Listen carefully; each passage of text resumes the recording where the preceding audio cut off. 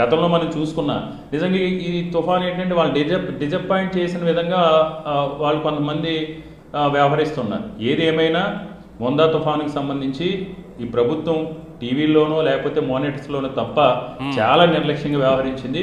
ఎందుకంటే ఇంకొక విషయం ఏంటంటే సార్, విశాఖపట్నానికి సంబంధించి నిన్న ఆశ్చర్యకరమైన విషయం ఏంటంటే మొందా తుఫాను వస్తుందని థర్స్డే నుంచి ఫ్రైడే నుంచి సాటర్డే నుంచి కూడా మనం చర్చించుకుంటున్నాం.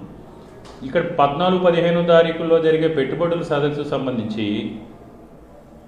తెల్లవారితే సోమవారం అనగా ఆదివారం అర్ధరాత్రి వర్షం పడుతుంటే ఇక్కడ రోడ్లు వేస్తున్నారండి విశాఖపట్నంలో.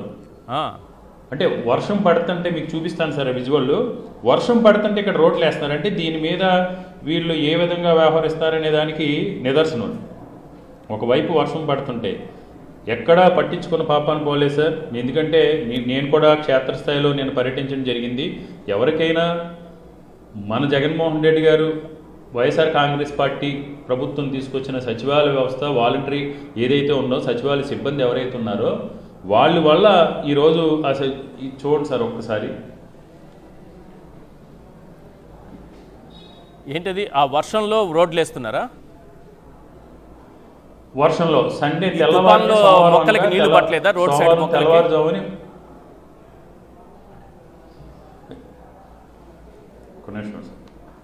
చూడండి, ఇందులో పక్కనే వాటర్ ఉంది. వర్షం పడతా ఉంటుంటే రోడ్లు వేస్తున్నారు విశాఖపట్నంలో. ఎక్సలెంట్. చంద్రబాబు నాయుడు గారి విజన్. ఇంకొకటి చూడండి సార్, ఇందులో చంద్రబాబు నాయుడు గారి విజన్ మరి కొత్త టెక్నాలజీ వచ్చిందేమో. పక్కన వర్షం పడిపోతున్నా అంటే జనరల్ గా బెట్మిన్ హీట్ చేసి వేస్తా ఉంటాం రోడ్లు. ఈయన ఏమైనా కూలింగ్ టెక్నాలజీ ఏమైనా తీసుకొచ్చారేమో తెలియదు. మొందా తుఫాన్తో పాటు ఇంకొకటి చూడండి సార్, ఇది పరిస్థితి దుస్థితి. ఎవరినైనా కొంతమందిని తరలించారంటే తుఫాన్ షెల్టర్కి తరలించిన వాళ్ళ దుస్థితి చూడండి సార్, నేల మీద ఏ విధంగా పడుకున్నారు. అంటే అక్కడ కనీస సౌకర్యాలు లేవా? చూడండి సార్, నేల మీద కనీస సౌకర్యాలు లేవు.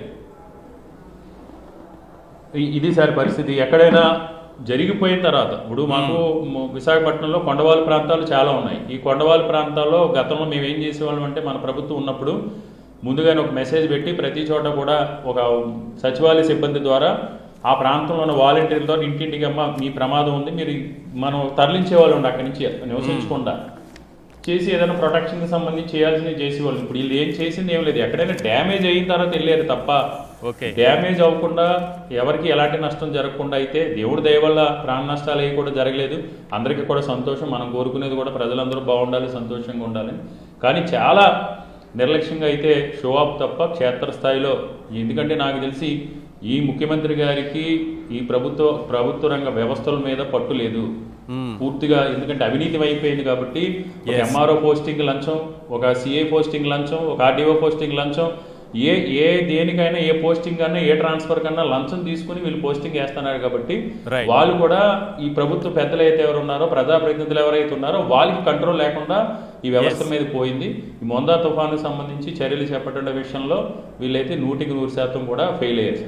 రైట్. ఒక్కసారి మీరు చెప్పినటువంటి పాయింట్కే ఈరోజు ప్రజాశక్తి దినపత్రికలో ఎట్లాంటి వార్త వచ్చిందో, ఏం వార్త కనిపిస్తోందో ఈ పునరావాస కేంద్రాలకు సంబంధించి. ఎందుకంటే మిగతా దినపత్రికలు చూపిస్తే రకరకాలుగా మాట్లాడతారు కాబట్టి ఒక్కసారి చూడండి. పునరావాస కేంద్రాల్లో ఆకలి కేకలు, 11 గంటలైనా అందని ఆహారం, మరుగుదొడ్లు లేక మహిళల అవస్థలు, అరకొర సౌకర్యాల నడుమ తుపాను బాధితులకు ఆశ్రయం. ఇక్కడ చూడండి, ఉదయం 11 గంటలు దాటినా తాగునీరు, అల్పాహారం, పాలు, బిస్కెట్లు ఏవి అందలేదు. ఏవి లేవు పిల్లలకు కానీ పెద్దవాళ్ళకి కానీ. చివరికి అధికారులు కొంతమందికి ఉప్మా అందించారు. మధ్యాహ్నం భోజన ఏర్పాట్లు కూడా చాలా ఆలస్యంగా చేశారు. మరుగుదొడ్ల సదుపాయం లేకపోవడంతో మహిళలు తీవ్ర ఇబ్బంది పడ్డారు. బిడ్డల కోసం ఒక్క పాల ప్యాకెట్ కూడా ఇవ్వలేదని ఓ తల్లి వాపోయింది. కాకినాడ జిల్లాలో ఏర్పాటు చేసినటువంటి మన పవన్ కళ్యాణ్ గారికి అత్యంత ఆ జిల్లాకు సంబంధించినటువంటి మంత్రే కదా, ఏమీ లేవని ఆవేదన వ్యక్తం చేస్తున్నారు. పునరావాస కేంద్రాలకు తరలించినప్పటికీ నిద్రించేందుకు పూర్తి స్థాయి సౌకర్యాలు లేవు. మహిళలు, చిన్నపిల్లల ఆవేదన, ముసలివాళ్ల ఆవేదన. ఇది పరిస్థితి. తుఫాన్లు ఎదుర్కొన్నటువంటి అనేక తుఫాన్లను ఒంటి చేత్తో ఆపేసినటువంటి మన ముఖ్యమంత్రి గారు, అలాగే ఆ రివ్యూలు చూశారు కదా, ఎలాగో ఫోటోలు మళ్ళీ వేయండి ఒకసారి 1 2 3. కనీసం ఇవి కూడా అందించలేక, కనీస సౌకర్యాలు అందించలేక ఆ ఫోటోలు వేయండి. 1 2 3 ఫోటోలు ఉన్నాయి కదా, ఆ ఫోటోలు ఒకసారి చూపించండి. వాళ్ళు చేస్తున్నటువంటి రివ్యూలు చూస్తే ప్రపంచంలో నాసా సైంటిస్టులా లేకపోతే ఇంకెక్కడైనా ఏదైనా ఉపగ్రహాన్ని పంపించడానికి ఆకాశంలోకి అంతరిక్షంలోకి పంపించడానికి కూర్చున్నారన్నట్టుంది.